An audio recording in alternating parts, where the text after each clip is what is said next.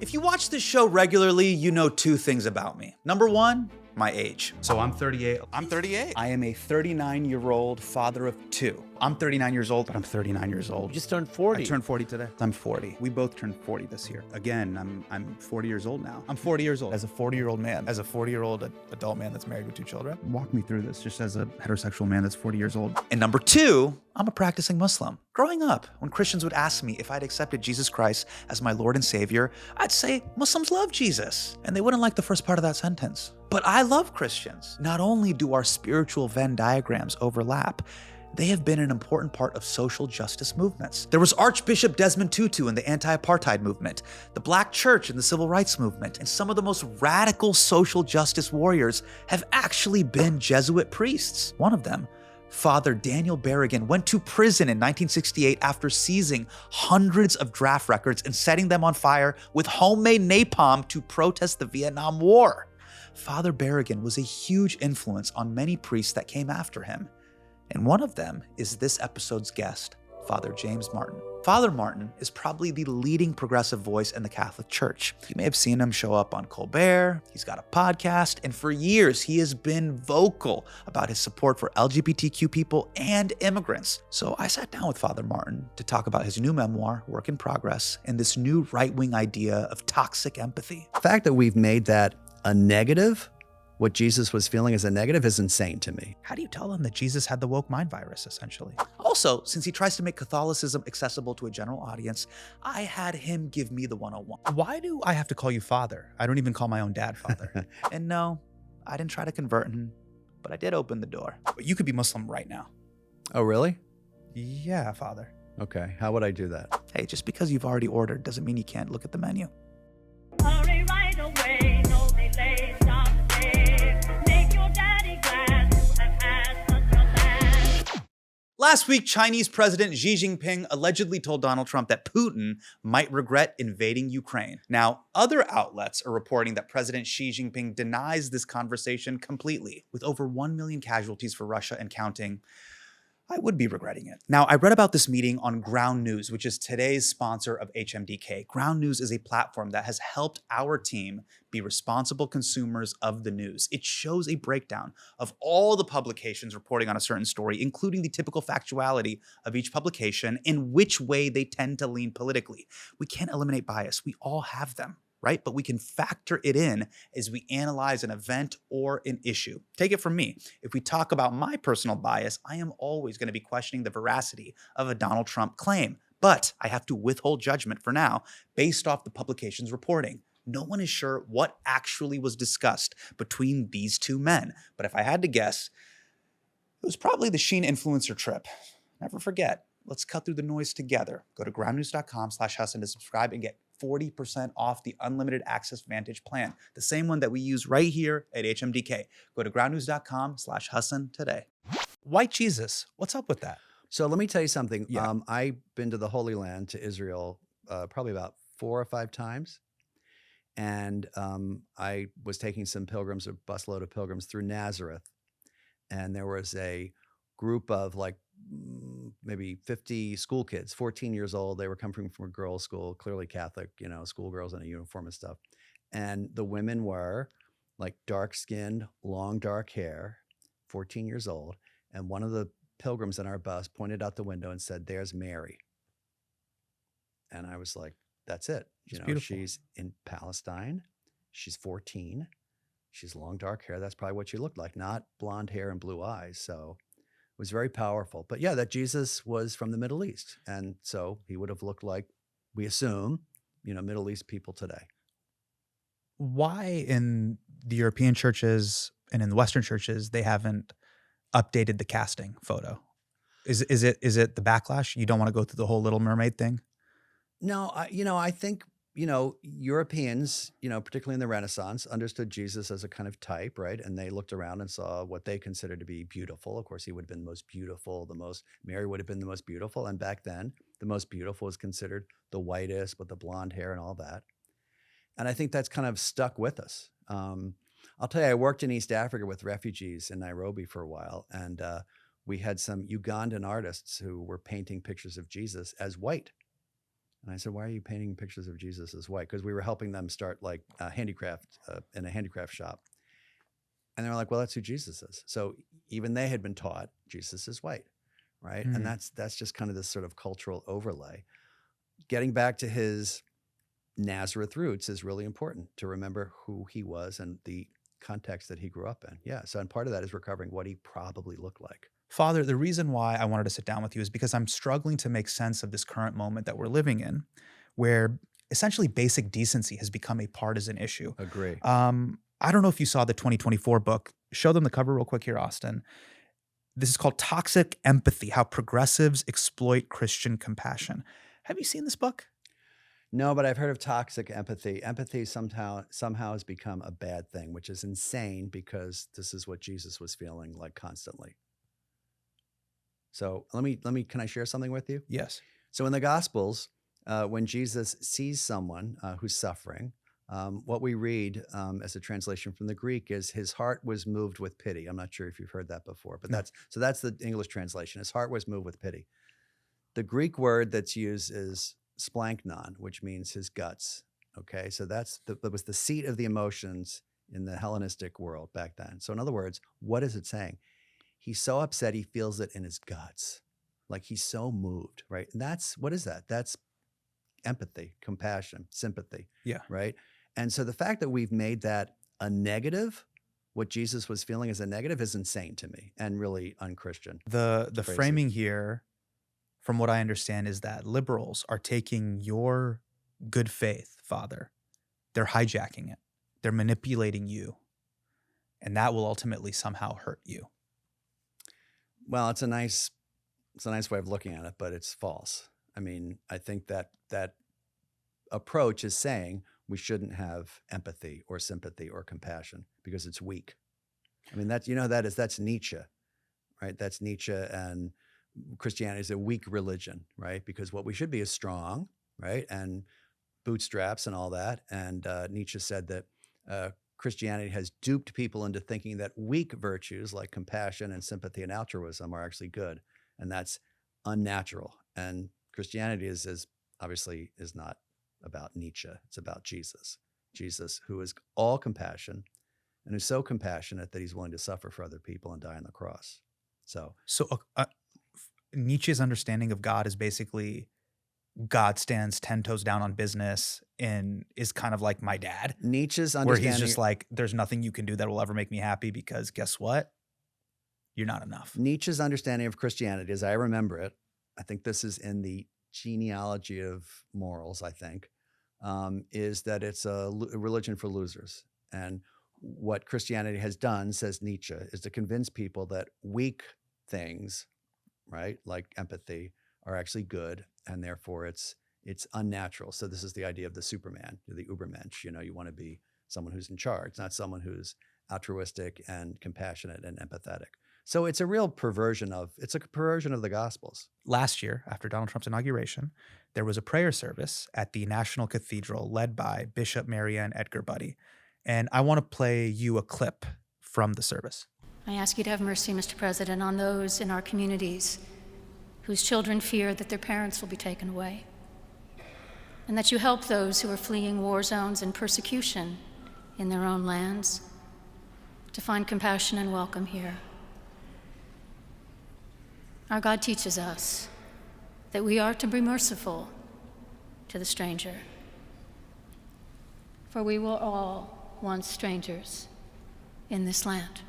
The president obviously was not happy about the service. You could just tell from his general body language where he looks kind of upset, or he has indigestion, or he's going to go to sleep. I couldn't tell, and I still can't tell.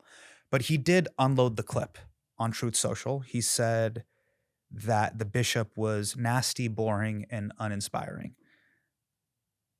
What is the theological argument that would make someone like Donald Trump, who says he is a practicing Christian, or many people that follow the evangelical base that follows Donald Trump's interpretation of Christianity, say, you know what, Jesus wouldn't be cool with immigrants. He would not be cool with the poor, the impoverished, the destitute. Well, let's take away from Donald Trump. Let's say what would enable a person, anyone to say that Jesus is not in favor of the poor and the marginalized.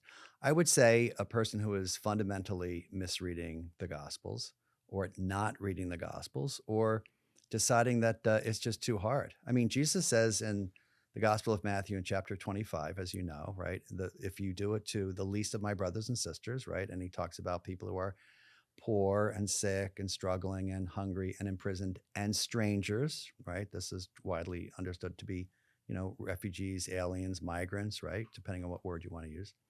Then you do it to me, right? So as you treat these people, as Bishop Buddy was saying, who are poor and marginalized, you do it to me, you do it to Jesus.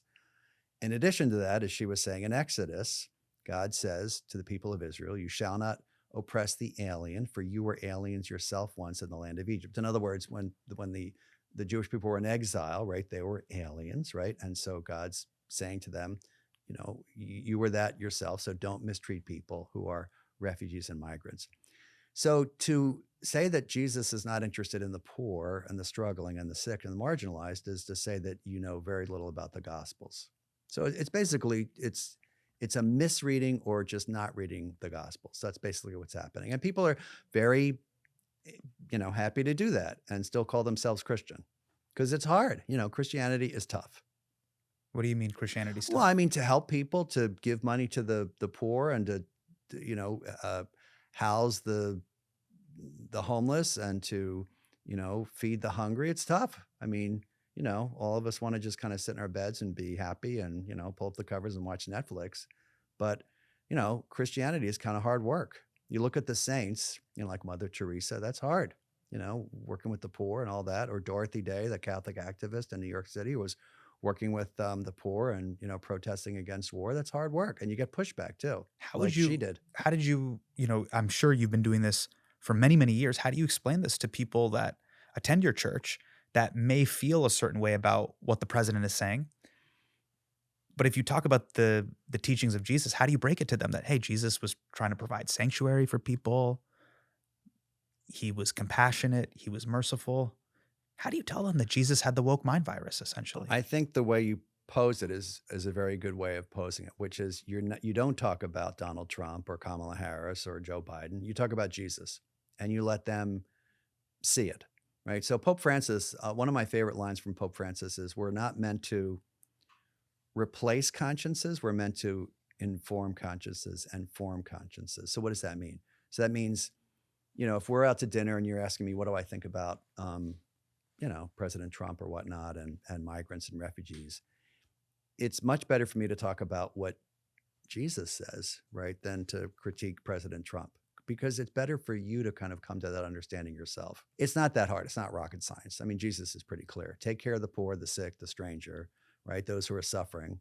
You don't have to have a PhD in New Testament studies to understand this stuff. So a lot of it's what we sometimes call invincible ignorance. People sometimes just don't want to hear it. They won't hear it. What does that mean, invincible ignorance? It means they are refusing to hear it. And Jesus says, in the Gospels, there are some people who are just, they're going to be deaf to this. Nothing against deaf people, but this is a metaphor that Jesus uses in the Gospels, or blind to it. Again, nothing against blind people, but this is the metaphor he uses, right? Deaf and blind. They refuse to listen. And Jesus talks about going to different villages and preaching, and people aren't listening to him. And he says, shake the dust off your feet. So you can only do so much with some people. I mean, really, look, Jesus loved the poor. That's one of the most basic things in the Gospels. Jesus was all about compassion. Jesus was about mercy, about forgiveness. Those are hard things. So it's easy for people to just ignore it, right? As I'm sure in your religion too, there are things that are difficult that, that sort of impinge upon people's, what they see as their freedom. And so it's hard. I would imagine I'm not a Muslim, but I would imagine being a devout Muslim is difficult. And it's the same for Christians. Well, let's take the president out of the picture because that gets too politicized. What I'm trying to say is, if Jesus were to return, and he will return, say he were to return to the Tenderloin in San Francisco, and he helped some of the weakest, the unhoused, people who struggled with addiction. Mm-hmm. The very same oligarchs that talk about the need to return to Christian values would have that same Jesus killed for being a communist with the woke mind virus. what is the protective shield they are using that allows them to still engage with the church, but say those things? What a great question. I think a lot of it's human nature. I think some of it's sin. I mean, some of it's sinful.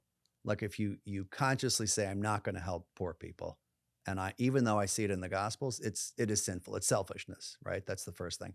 But I also think they're told that by some religious leaders, like you don't have to buy all that stuff, or Jesus was only speaking metaphorically, or that doesn't apply to you, or it shouldn't be the government that does it. There's all sorts of excuses, you know. And I'm sure in your religion as well, there's people that use it and that kind of dance around things that they should really accept, right?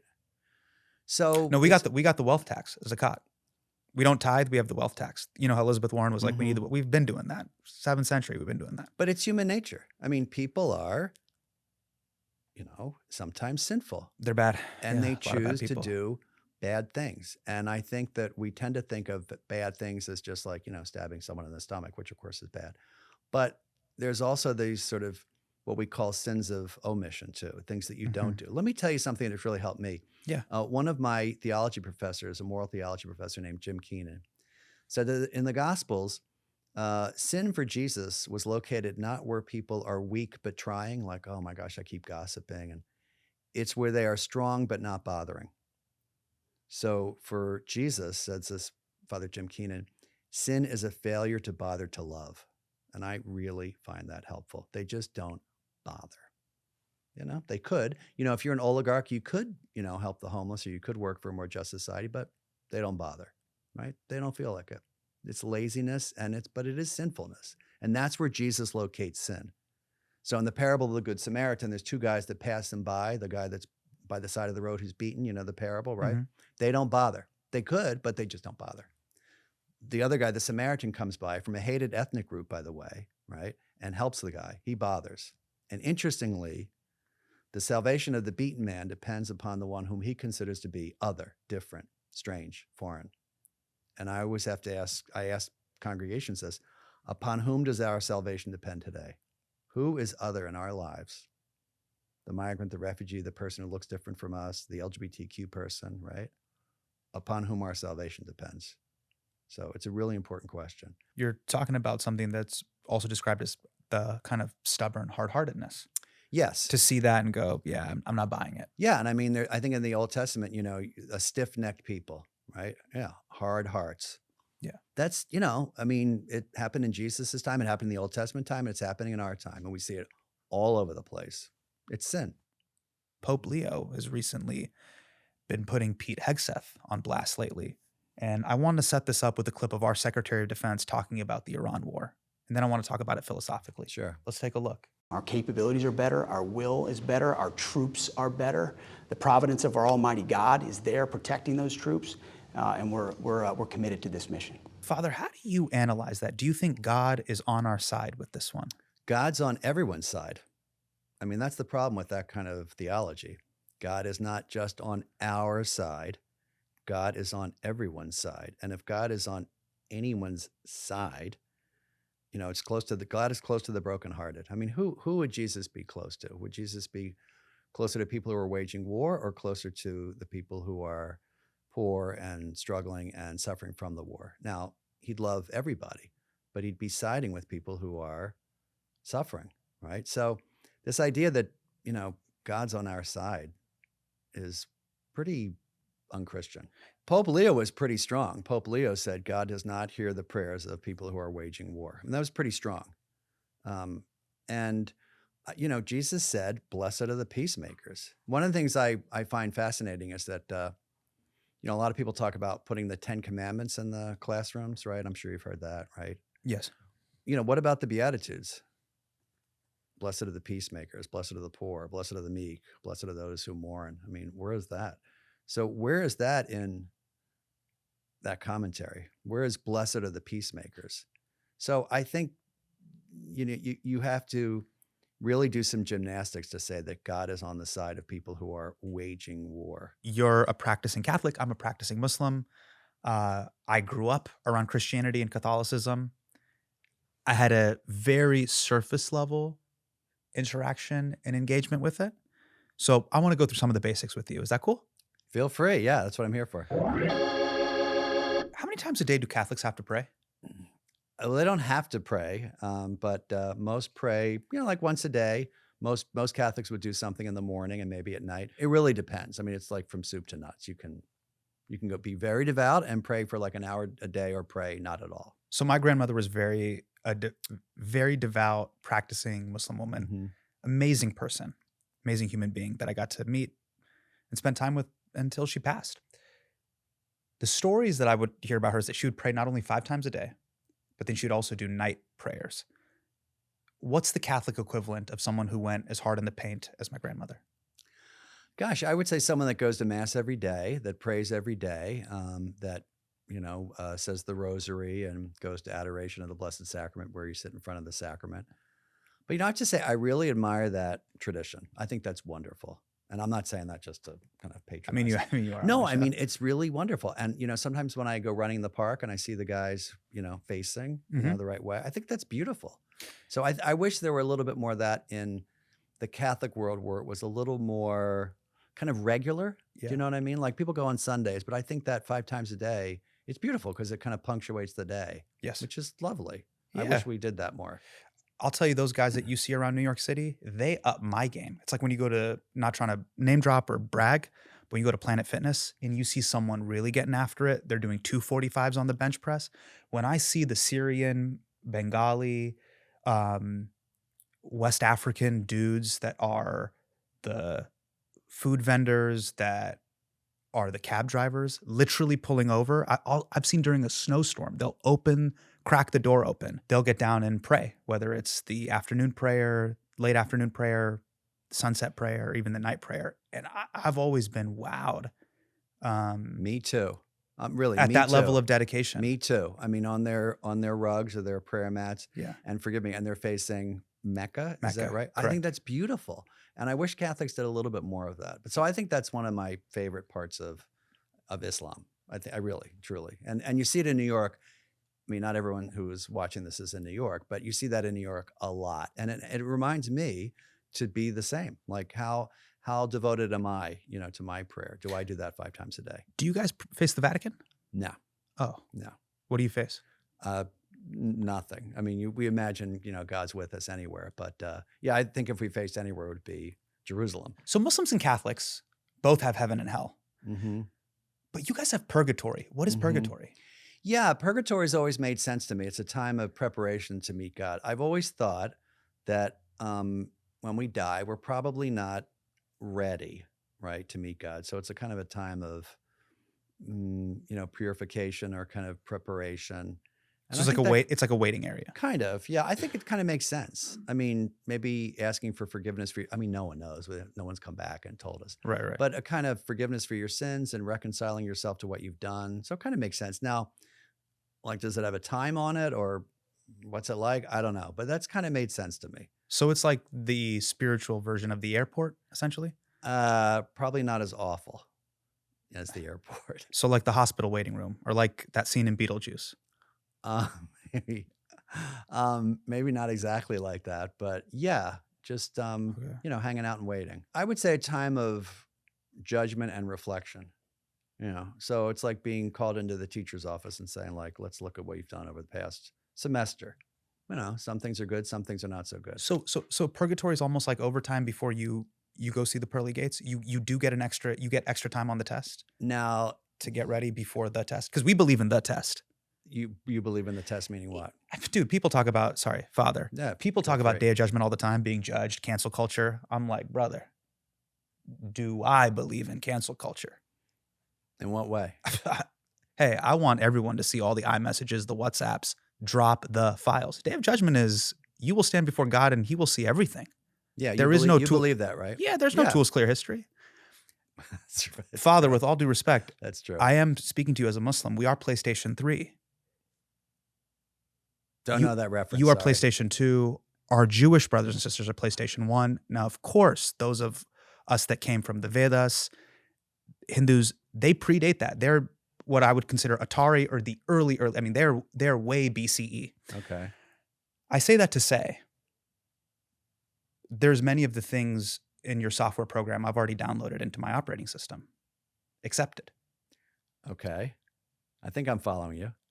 Meaning there's stuff that we agree on, right? Yeah. Okay. Yeah. Sorry to be so dense. Sorry. That's right. Sorry, I was jumping around between, PlayStation Atari video game and analogies. PlayStation, yeah. Let me just get funky with it and say what it is. We are the children of Abraham. Correct. Muhammad was a descendant of Abraham. Correct, right? So was Jesus. Yeah. Yeah. No, I mean, it's the same Moses. God. Yeah. Yeah. Yeah, I agree. We're cousins. Yes. Yep. And the Jewish people, I think, there's a Vatican document that talks about them, which I love, as our elder brothers and sisters in the faith, which is true. I mean, they're the people of the covenant. Sure. Absolutely. What's the deal with saints? What do you want to know? Well, they're not gods, but you pray to them. We ask for their prayers. So here's how I say it to people. So would you ever ask for someone to pray for you? Yeah. Okay. Yeah. I mean, it depends. Well, I was just thinking about some of the people I work with. I was like, I don't need you someone to. you know who you really love and who you trust and who you think is yeah. holy. Oh, Okay. dude. I mean, for me, I've never been afraid of catching a blessing. Right. I'll accept a prayer from anyone from any Great. faith. Okay. Yeah, yeah. So the next jump is, then why wouldn't you ask for someone in heaven for their prayers? That's what the saints are. The saints are two things. They're our patrons, we call them. So they pray for us, right, from their post in heaven, just like someone would pray for us on earth.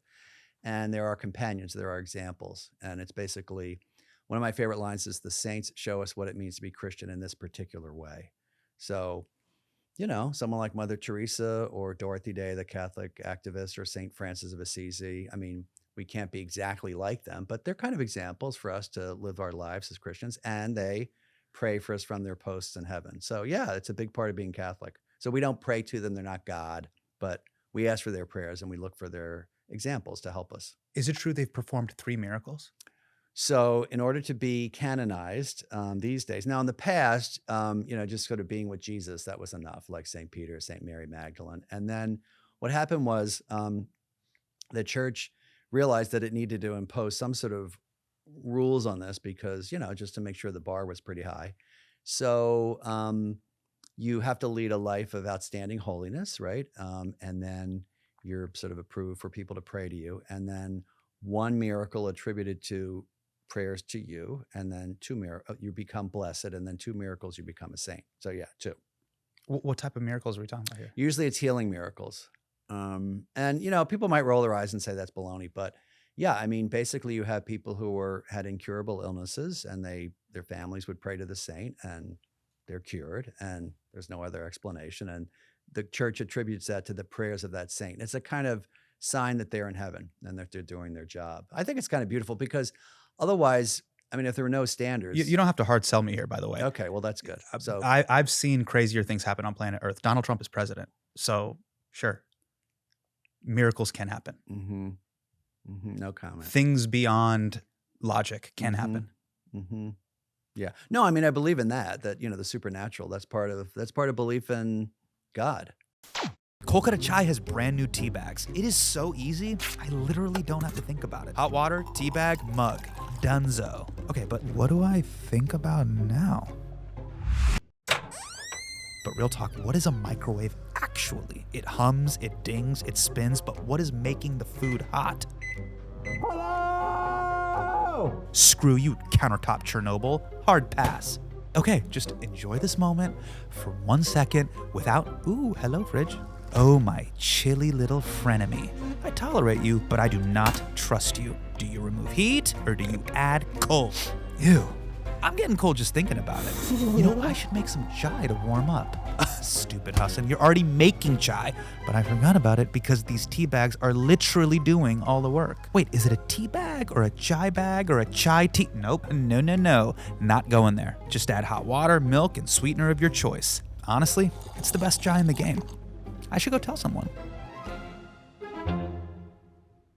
Why do I have to call you father? I don't even call my own dad father. You don't have to. It's just kind of traditional. But, there's lots of sort of examples of that in Abba and Rabbi. And, it's like teacher, father. It's just kind of a sign of respect. But you don't have to. Why do Catholics make it so hard to convert to Catholicism? One of our team members is thinking of accepting Catholicism. He has to take all these classes. It's a very, very long process. But you could be Muslim right now. Oh, really? Yeah, Father. Okay. How would I do that? Or how would one do that? You just say there is only one God but God, and Muhammad is the last and final messenger. La ilaha illallah Muhammad Rasulullah. Now you're Muslim. Mm-hmm. You go direct.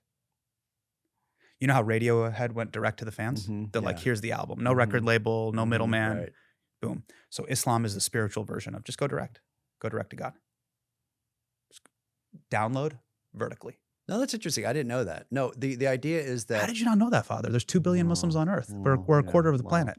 I don't know everything. There you go. No, I think the idea is you want to prepare the people for what they're getting themselves into. You know, you want to give them a sense of the history and the beliefs and it's funny, we're talking, I don't know when this will come out, but we're talking right after the Easter season, which is when we accepted all these people into the church. So Yes. yeah, it's a long process. And I think people are happy when they sort of understand it more. Why do Catholics have to confess their sins to priests instead of straight up to God? You can confess them straight up to God. I think it's a lot different if you say them out loud to a person. That's my experience. So it's one thing I mean, it's fine. You know, I often talk about my sins to God and other people do that. It's quite different, like sitting as we are now, which is often the way the confession happens. I think it makes you take more responsibility for your sins. I think saying them out loud is a big deal. And also I think hearing the words of absolution and forgiveness is a big deal for people. So you can feel forgiven by God, and of course you are forgiven by God, but when you hear that, it's quite different. I mean, so the words of absolution, right? You know, I forgive you in the name of the Father and the Son and the Holy Spirit. That's really powerful for people. It kind of changed lives. They feel forgiven. One of my favorite lines about confession is that confession is not about how bad you are, but how good God is. And when people experience that forgiving love, it's really life-changing. And to hear it from a person is different. Are you really supposed to do it every week? If you're conscious of mortal sin, you're supposed to do it, you know, pretty frequently. But I mean, if you don't sin, you don't go to confession. So not every week, not for everybody. I mean, I go pretty frequently. What if someone admits to doing something illegal? Well, that's usually what illegal or immoral, that's usually what they're confessing. But is there a spirituality Hippocratic oath that you Oh yeah, it's completely, have it's called to the adhere seal of the confessional. You don't say anything because that would defeat the whole purpose. Wait, Now, so you might encourage people like you need to make amends or turn yourself in, but I can't tell on the person. really? Oh, absolutely not. Yeah, absolutely not. Because otherwise people wouldn't come in. No, it's. Are you serious? Absolutely. It's the seal of the confessional. And in fact, if I'm right, I may be wrong. I think priests get excommunicated for breaking the seal. So if you came in and said, I did X, Y, Z, and I went out and tweeted it, I think I'd get excommunicated. No, I'm not saying you because- would tweet it, but I'm saying if I was Dexter, streaming now on Paramount Plus, the original Showtime series, now Right. part of the larger Paramount conglomerate, and Dexter came in and said, I've killed 17 plus people just in this season alone, you couldn't call the cops? No, I couldn't. What? No. Now, I might say you need to Call the cops. before you're forgiven. Yeah. But no, you can't because that's seal of the confessional. Absolute. Yeah. That's one of the things that I think people really trust priests with, right? That we're not going to do that. And so therefore people are much more disclosive. I mean, they'll tell you everything, but also let's be honest. Murderers are not generally going to confession. They're generally not that, of that bent. So I'm not having a lot of murderers or, like mass murderers come in to confess sins. I mean, you do have politicians though. Have I had a politician? I don't think so. Yeah, I've had a lot of business people, but yeah, I mean, all sorts of things. It is a common trope though in TV shows or in movies. Oh, sure. There's always the mob boss who goes into Right, confession. yeah. Father, it's so good to see you. And there's the Montgomery Clift movie, I Confess, where, he has to, I think Yeah. he hears a murder that's going to happen. But in the echoes and shadows of the ancient city of Quebec, Canada, walks a man who knows the whole terrifying truth, but can never tell all the strange things his ears have heard. For he is sworn to silence. Yeah. But usually it's kind of mundane things, gossip and, being mean to people, which is a burden for people. And then a lot of times when people are away for a long time, it's very healing to come back and say and hear, welcome back. You're forgiven. Welcome back. There's something very unique about the Catholic faith and its connection to the Levant. What is your faith's connection to that entire Syria, Jordan, Lebanon, Palestine, Israel? What is your connection to that region? Well, initially it's the connection in the Old Testament, the people of Israel, right? Part of the salvation history Okay.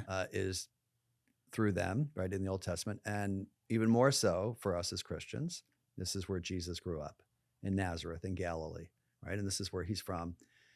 Theologians, I really love this, have something called the scandal of particularity. Have you heard this before? It's No, really great. What is that? That God chose to become human in a particular time, in a particular place, with a particular person. So it's really strange when you think about it, because when you think about, we're talking about philosophy, the Greek God is, thought, thinking, thought, Aristotle and all this, and, God's kind of very abstract. And then you have God in this very particular time and particular place in Nazareth, which is kind of crazy when you think about it. And so that's why that place is so important for us, because this is the place where Jesus, had his life, death, and resurrection. I think I was writing a book on Jesus a couple years ago, and a friend of mine said, you can't write a book on Jesus without going to the place. They sometimes call the Holy Land the fifth gospel, because it sort of opens it up. And a friend of mine said, it's like going to, if we're friends, right? If I go to your house, I understand you a lot better. Or if I go to your parents' house, I understand you even better. So that's part of the importance of place. Have you read Ta-Nehisi Coates, his latest, his new book? Not the latest one, no. Well, one of the things he says about visiting the Holy Land, you must walk the land. And he talks about obviously visiting the Holy Land, and then also him visiting the land in which his ancestors were originally enslaved. So he actually touched and walked on that very soil that was a part of the transatlantic slave trade.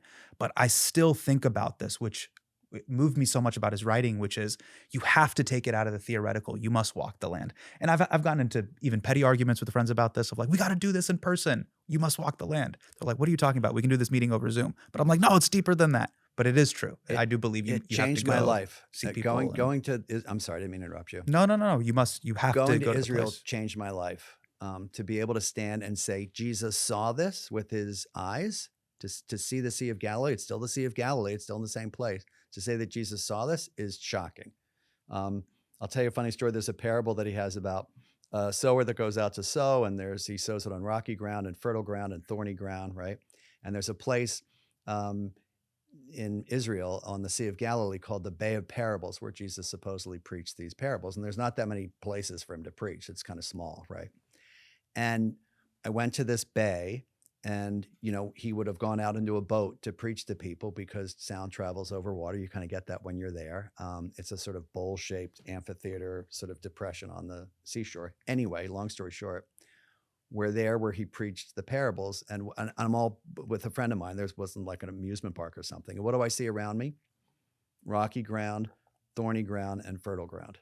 So there it is. So when he's preaching the parables, he's saying it falls on rocky ground like that, or thorny ground like that. It really just grounded Jesus. You got to actually see what he was referring to. And you say this is it. And this is what he means by those things. So so that's why it's so important for us, that place, and for other religions as well. So what was very moving is up until his dying days, Pope Francis would FaceTime children and people that would attend the churches in Gaza. Yep.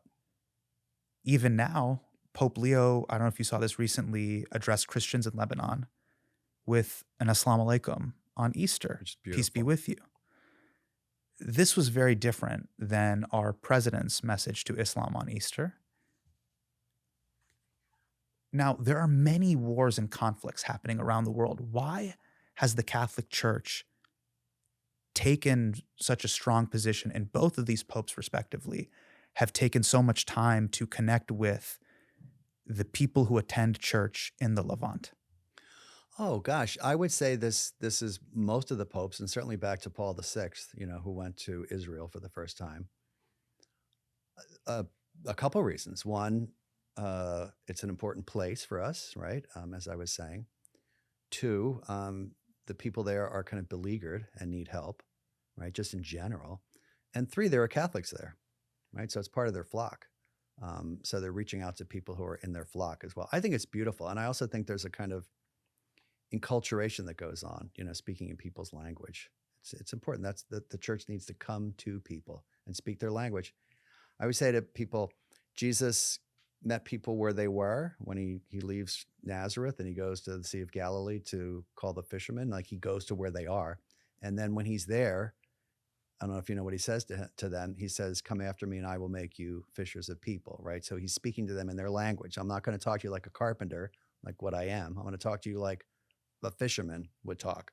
So the Pope is meeting people where they are, which is what the church is supposed to do and it's supposed to be, like Jesus. I'm just, like I said, this, for me, witnessing what the Pope does in the modern era, obviously there have been many popes, but not reading it in a history book, seeing how they engage with world politics in that way, and also understanding that these are deeply contentious issues and they're not afraid of putting themselves out there. Yeah, it was amazing. I always found that before Pope Francis would go on a what they call apostolic pilgrimage or papal visit, people would say, "Oh, how is he going to navigate this? You know, you go to Israel or Palestine or Lebanon or Kenya or Sudan or wherever. I don't know exactly all the places he went, but they'd say, "Oh, he's not going to be able to negotiate this, and it's too complicated." He always just was with the poor. Preached the gospel, and people were kind of amazed.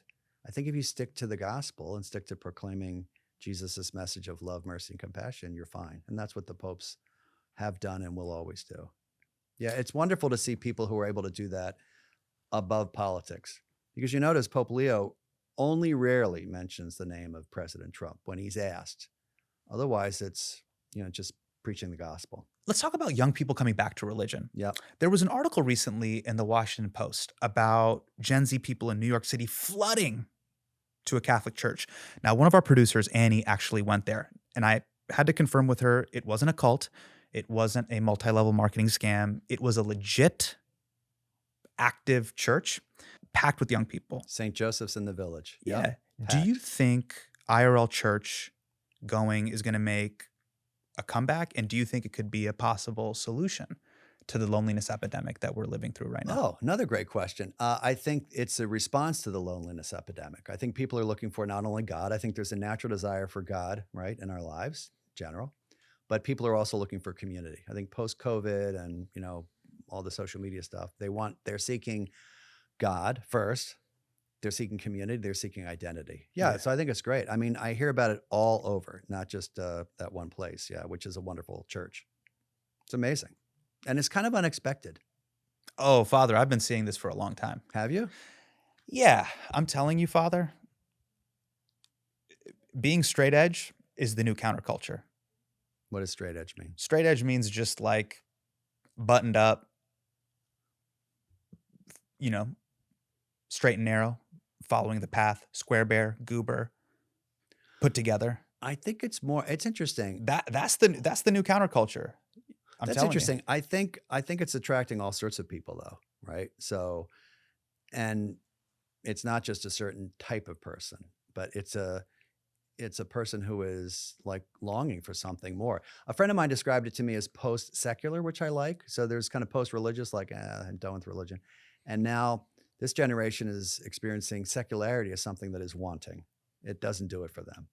And I think that makes a lot of sense to me. But yeah, they want, St. Augustine said, our hearts are restless until they rest in you, Lord. And there's this kind of natural desire for God. I really believe that. There's a natural desire in all of us for God. And this is what I think we see playing out. You have a new memoir, and it's titled Work in Progress. So funny enough, your last position before you joined the priesthood was a position in HR. Mm-hmm. Now, do you think your role is basically HR for God?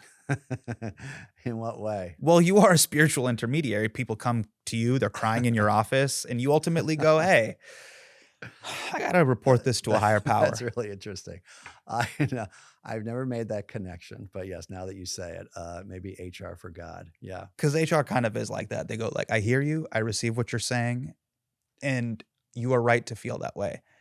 I don't know if I can do anything about that right now per se, but I will report That's this. Actually very good. Yes. I think being a representative for God is a nice thing to do. Yeah. You pointed to a specific quote that helped you decide to join the priesthood, and I'd love for you to read it back to us. Is Sure. that okay? This is from Thomas Merton's No Man is an Island. Let's take a look. Sure. Why do we have to spend our lives striving to be something that we would never want to be if we only knew what we wanted? Why do we waste our time doing things which, if we only stop to think about them, are just the opposite of what we are made for? Isn't that a great quote? That changed my life. It's a really beautiful idea, very follow your bliss, find your passion, find your joy in things, very eat, pray, love. So I'm of two minds about this. Sure. Because I was rocking with this quote for a little bit. On one hand, it's very beautiful. Hey, you want to do improv? Take that improv class. What are you doing working at KPMG? Follow your bliss. And there's another part of me that feels there is a little bit of the Western privilege to it. Many people in the world can't do that. That's true. You know, if you're in a particular part of the world and you say, I was born to be an astronaut, that may not be the reality under which you live in. How do you think about that? Yeah, that's a very good point, that not everyone can kind of fulfill their vocation. But for me, the most important part is the first part about being, right? Who do you want to be? Who is God calling you to be, right? And the vocation to become the person you're called to be, right? Yes.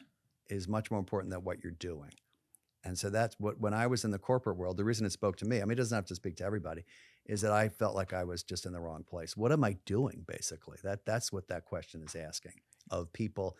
And it asked that of me when I was working for GE. Like, what are you doing? You're not meant for this. How do you help people find happiness and dignity in work that maybe isn't what they're meant to do? Yeah, and I talk about that in the book because not everyone is doing their dream job, right? I worked as a factory worker on an assembly line, right? Yeah. And people were not, this was not their dream job. I think one of the ways is to see dignity in all work, right? All work is dignified. Another way is to sort of appreciate the people that you're working with. And another way is to kind of take pride in what you're producing, right? But no, not every job is a person's dream job. But go ahead. No, go ahead. No, Father. but vocation is a lot deeper. Vocation means to be called. Who is God calling you to be? Who am I? We say in the Catholic Church, I think you'll like this. Who am I and whose am I? Right? So am I like we're just this tool in this or cog in this company? Is that who I am, or am I God's? You write about the death of your college roommate, Brad, dying suddenly in a car crash, and you stopped going to Mass. And when you told a friend about this, she said instead of being angry at God about Brad and what happened to him, she had been thanking God for Brad's life. How much of religion is just choosing the optimistic or grateful POV that your friend had articulated to you? You know, I didn't look at it that way. Like, let's look at it from an optimistic point of view. I looked at it in a different way. So our friend, Brad, had died in a car accident along with someone else, another friend. And I had stopped going to church because I was angry at God for basically killing my friend. That's how I saw God. And I mentioned it to this young woman, Jackie, who was a fellow college student. And that's what she said. I've been spending the last couple of months thanking God for Brad's life. What that did to me was say, I can be in a relationship with a God that I don't understand. That was the shift for me. Not like look on the bright side of life, you know, quote Monty Python. But I want to be in a relationship with a God, even if I don't understand God. So that was the shift. So that was the move to, I think, a more adult spirituality, because we can't understand God, right? I mean, we look at all the wars and the suffering and the famine and the violence and illnesses. So that was the shift for me. How have you made sense of that? Why is there suffering? There's no satisfactory answer to that question. So, I mean, if I could explain that, you know, like I'm better than all the theologians and saints. And so it is ultimately a mystery, right? Theologians talk about the inconsistent triad. So God's all powerful, God's all loving, and there's suffering. One of those things doesn't make sense, because if God's all loving, then maybe God's not all powerful because he can't stop suffering. And if God's all powerful, maybe he's not all loving because he doesn't stop suffering. So there's no real satisfactory answer. For me, it's mysterious. I think that there are perspectives to look at, which is that God is with us in our suffering. I really believe that. God is close to the brokenhearted. My mom died about a month ago, and I felt God's presence and not in some strange mystical way, but, through friends and family and the mass and the church, right? God was present to me. And then the other thing to understand is that Jesus understands suffering. So Jesus suffered on the cross on Good Friday, but also he led a human life. It's most likely that Mary's husband Joseph dies before Jesus' public ministry, so he knows what death is like. He knew what illness was like. He understands you. And I think that's very comforting to people. But why is there suffering? There's no satisfactory answer for that. You can't say to a family whose child is, suffering from cancer, this is why this is happening. So it is a mystery. Do you believe we have a soul? Absolutely. Of course. What made you believe that? I think what a great question. What made me believe it? That's like saying what makes me believe the grass is green, because it kind of is. I see people's beauty. I believe that every person is a beloved child of God, right? So I believe that sort of theologically and spiritually, but I believe that just from interacting with people. Everyone has a soul. Not everyone else believes that. Well, this leads to my other question, which is I'm a practicing Muslim, but the reason why I'm here with you, Father, is I love all faiths. I love all people. And do I really believe it? Do I feel it in my heart? Yeah, but I also don't know. Why can't more people be more chill about it and be like, I do believe, but honestly, bro, I don't know. Why isn't that a full sentence? Human nature. I mean, people like to be confident and they don't like uncertainty. They don't like gray. They want black and white. I'm right, you're wrong. I think it's just human nature. It's very hard for people to say, I don't know, or It's a mystery. Because it takes some humility to say that. All I know is everyone who absolutely says, I know, not very chill.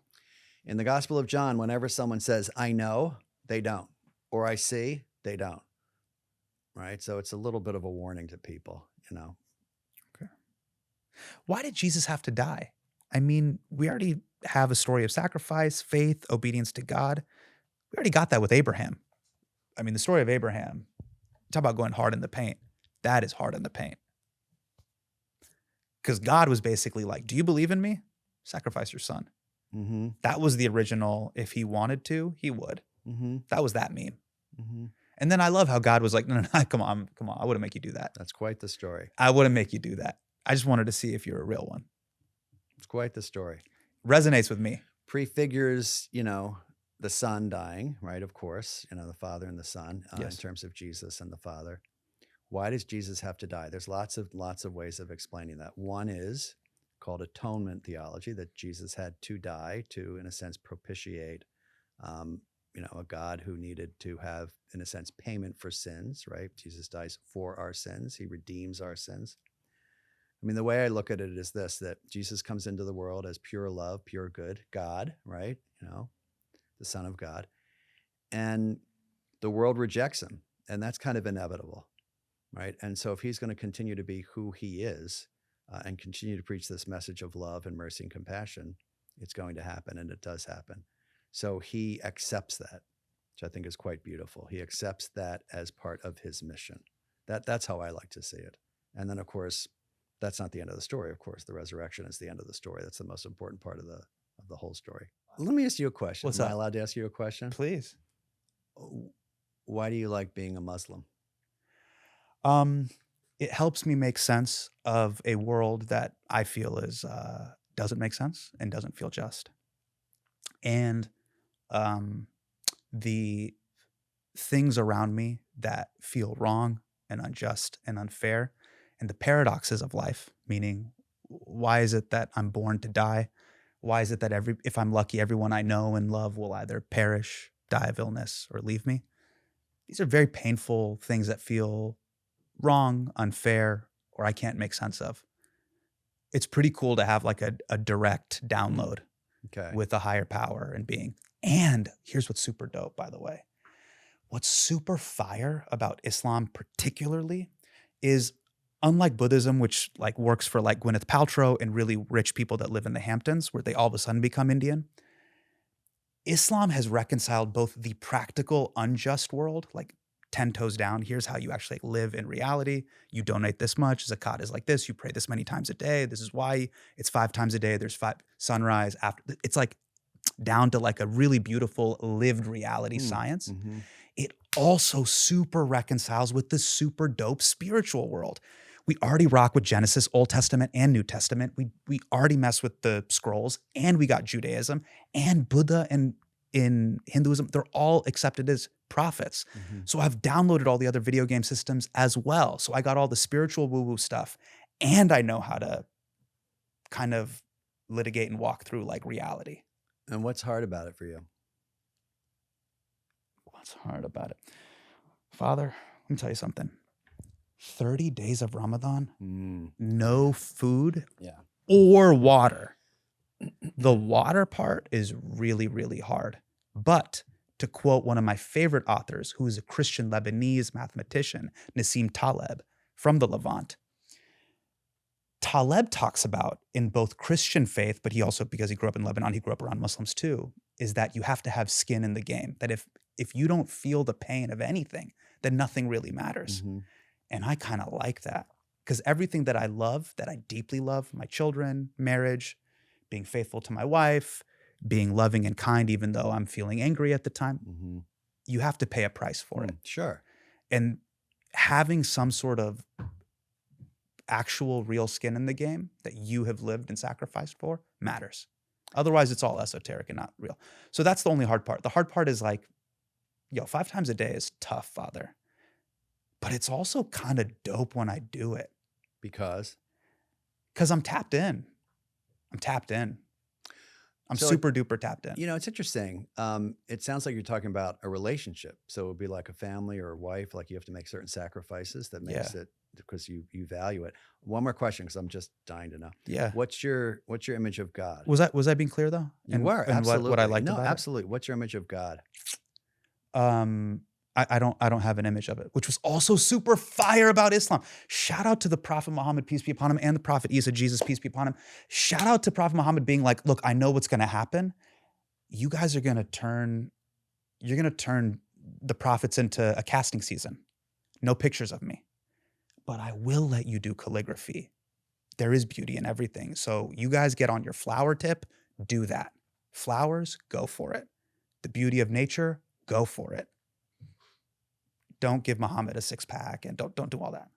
I think that's super cool. So when I have an image of God, I don't even think of God, which is super duper fire. I'm using fire colloquially. No, I fire means understand. it's like super Yes, awesome. I get that. Because I don't associate him with other beings. That being said, let me just say this as well. People that lose their mind over drawing stuff, I condemn. I'm not cool with that. Let people draw whoever they want to draw. But I do think it is really cool that it reconciled that. Oh, I also think it's super cool that in Islam, that one of the first things that the Prophet did was he freed Bilal, and then had Bilal was a slave. He had Bilal lead the first prayer on top of the Kaaba, which was built by Abraham. So it reconciled a lot of the great sins of like colonialism. I'm Indian, byproduct of colonialism. America, transatlantic slave trade. It already just circumvented that. Like one of the second or third believers was black. He led the Prophet in prayer, just super fire. Then the Prophet's last sermon, super ahead of its time. That was super fire too, of like, I'm about to die. Here's how I feel about the wealth tax. Here I feel there's no era better than another era. Like he dealt with sexism, racism, finances. It was awesome. It was awesome. So then for me, living in 2026, I was like, man, this dude lived like in a Bedouin society in Saudi Arabia in the 7th century. And kind of was dropping these bars that Bernie Sanders, Senator Elizabeth Warren, the kind of modern progressive movement, they're kind of behind. But we kind of had this. Super cool. I thought it was just really cool. So it really, really worked with me. Then, furthermore, it's simplicity of like, so Father, people will be like, oh, you met with a Catholic priest. Mm-hmm. I'd be like, yeah, but Father Martin's kind of Muslim. Like, it's so chill. Like, it's kind of a secret where I'm like, he's kind of Muslim though. And I love that. I love that we kind of are like low key with it of like, hey, you don't be Muslim, but I know you want to. Like, I like the tease of it. Super cool. It's nice to see you so alive with your faith. It really is. Okay. No, it is. It is. It's Okay. obviously something. I don't know if I'm- I articulated You did. what it means You to did. me. It So those obvi- those were the top singles as to why. That's why, beautiful. Why Yeah. it mattered to me. I mean, it obviously animates you and inspires you. So God bless you. Oh yeah. Thank you. And then I grew up. I'm very lucky to grow up around iconic American Muslims. Muhammad Ali, giant. Hakeem Olajuwon, giant. People that became beacons of what it could be in the Beautiful. world. So yeah. Thanks for sharing that. Yeah, Father, thank you so much for being a part of this. This was My a beautiful pleasure. conversation, and I'm sorry for going on a TED Talk at the end. Tons of fun. Thank you. This was so fun. Yeah.